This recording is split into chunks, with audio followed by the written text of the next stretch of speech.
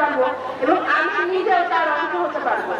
আমি আজীবন মহান সৃষ্টিকর্তার শুকরিয়া আদায় করবো শুধুমাত্র এই কারণে যে জুলাই বিপ্লব আমি আমার চোখের সামনে ঘটতে দেখেছি এবং তার কিছু অংশ হলেও আমার হাত দিয়ে আমি অংশ নিতে পেরেছি।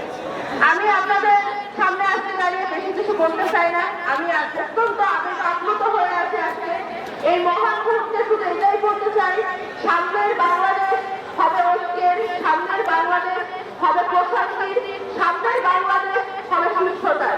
রাজনৈতিক সুস্থ প্রতিযোগিতা হোক আমাদের মধ্যে, ভালো কাজের প্রতিযোগিতা হোক।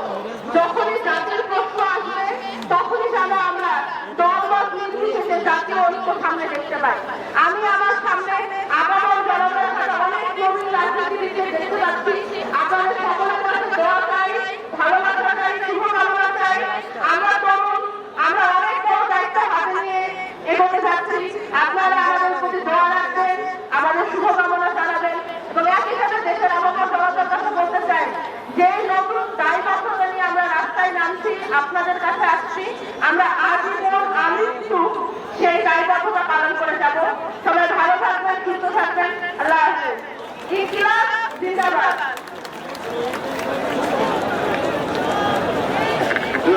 আমাদের মাঝে সরোয়ার তুষারের নেতৃত্বে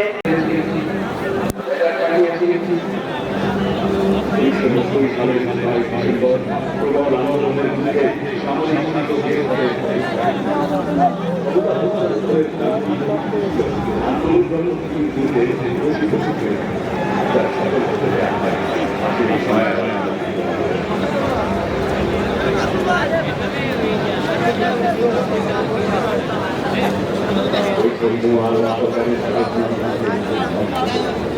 তাই আমাদের